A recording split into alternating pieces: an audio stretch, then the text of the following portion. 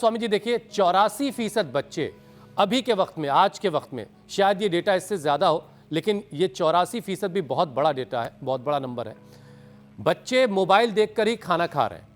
अब ऐसी कंडीशन में माता पिता, पेरेंट्स अपने बच्चों को माइंडफुल ईटिंग का सबक कैसे सिखाएं? स्क्रीन देखे बगैर बच्चा खाना नहीं खा रहा है क्योंकि माँ बाप ने बचपन में वो आदत डाली थी, अब छुड़ाना चाह रहे हैं तो छूट भी नहीं रहे। क्या किया जाए? Mindful eating. एक तो बच्चों को बर्थडे पर मोबाइल गिफ्ट करना बंद करें। माँ बाप अपनी कमाई को जिंदगी, बच्चों की जिंदगी की लुटाई में लगा रहे हैं। अपनी कमाई बच्चों की बर्बादी में लुटाई। तूने क्या किया रे? जरा होश में आ। बच्चों को मोबाइल देना बंद करें, बच्चों को चॉकलेट देना बंद करें। ये काम कर लो, रोना बंद कर दो, ये ऐसे कर लो, वैसे कर लो, चॉकलेट दे देंगे।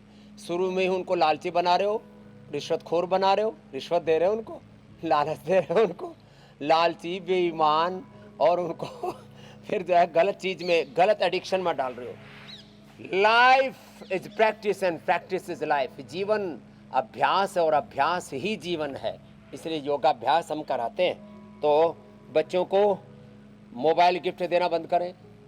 बच्चों को मोबाइल के ऊपर ये जो अलग अलग प्रकार के गेम्स की एप्लीकेशंस, और बच्चों, अरे बच्चे इसमें हिले लगे रहेंगे। उनको पतंजलि गुरुकुलम भेज दीजिए, किसी अच्छे स्कूल में भेज दीजिए, माता पिता के पास, दादा दादी, नाना नानी के पास छोड़िए। हाँ, आप ये जो न्यूक्लियर फैमिली है इसके कॉन्सेप्ट को छोड़िए, अपने संयुक्त परिवारों में जीना सीखिए। बच्चे आपस में मिट्टी में खेलें, अच्छे से जिए।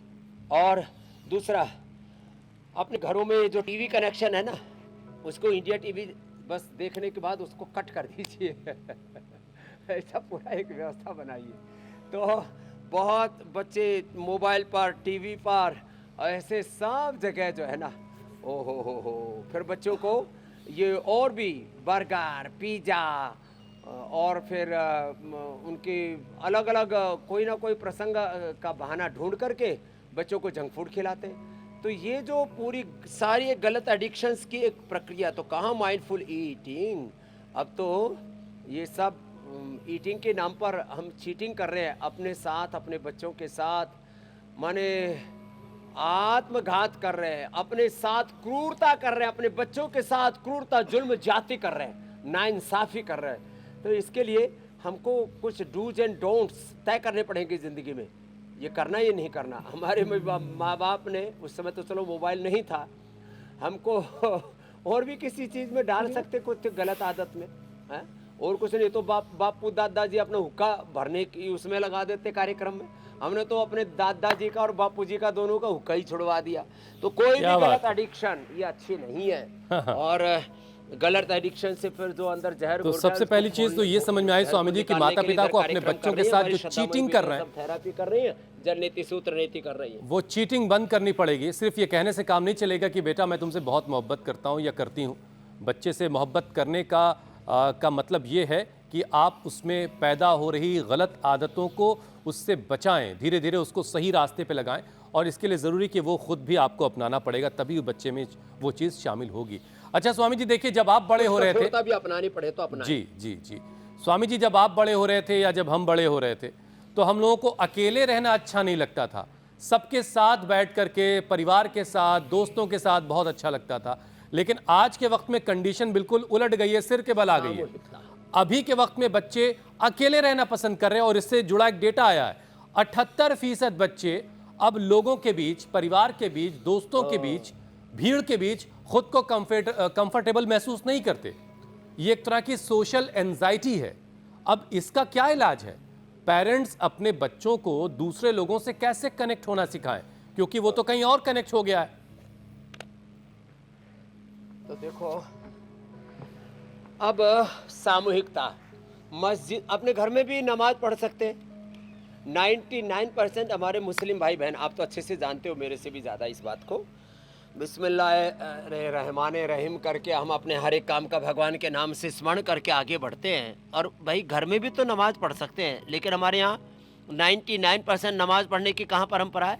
मस्जिद में जाके नमाज पढ़ो, प्रार्थनाओं में सामूहिकता, मंदिर में जाके पूजन करो, गुरुद्वारे में जाके मत्था टेको, गिरजाघर में जाके प्रार्थना करो। हमारी प्रार्थनाओं में सामूहिकता, कार्यों में सामूहिकता। एक अकेला आदमी टीवी थोड़ी नहीं चला सकता, अकेले रजत शर्मा जी थोड़ी चलाएंगे अकेले। अब ये दिख रहे हैं सामने फ्रंट पर हुसैन जी, अमित जी, ज्योत्सना मीनाक्षी जी, ईसा जी, इनके पीछे अनीता जी, हमारे पंकज जी, पूरी टीम है 20-25 लोगों की, कैमरामैन से लेकर के, इनपुट से लेकर के, और जो है पूरे पूरे के पूरे हमारे जो है एक श्रृंखला, माने स्वामी हर जी, जगह, PCR शिकायत कर रहा है, आपने PCR को कार्यपालिका नहीं में, जोड़ा। न्यायपालिका में, एग्रीकल्चर में, इंडस्ट्री में, हेल्थ में, एजुकेशन में, पूरा सामूहिकता से चल रहा है।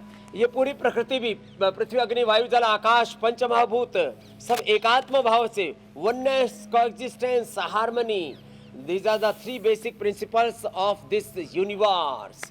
तो सब में संगच्छध्वम संवदध्वम संभो मनान स्विचानतम, ये तो है। देखो एकदम सही बात कि सामूहिकता में ही जीवन और जगत चल रहा है। रात को चंदा मामा ठंडे और दिन को सूर्य पिताजी सविता माता पिता वरेण्यम। तो देखो इस दिन में सूर्य गर्मागर्म, रात को चंदा ठंडा ठंडा, और इसलिए सारे संसार में सामूहिकता के साथ ही सारे कार्यों का निष्पादन हो रहा है। अग्नि जैसा तेज, वायु जैसा वेग, जल जैसी शीतलता, आकाश जैसी विराटता, ये पंच महाभूतों के पंच गुणों को, पंचशीलों को धारण करें। धरती जैसा धैर्य, अग्नि जैसा तेज, वायु जैसा वेग, जल जैसी शीतलता, आकाश जैसी विराटता। तो सारे ब्रह्मांड में सामूहिकता है, पिंड में सामूहिकता। शरीर में देखो 37 ट्रिलियन सेल्स मिलजुल करके रह रहे हैं। लिवर, किडनी, हार्ट, ब्रेन एक दूसरे के कोऑर्डिनेशन में, एक दूसरे के सहयोग में काम कर रहे हैं, तब ये जीवन चल रहा है, ये जगत चल रहा है।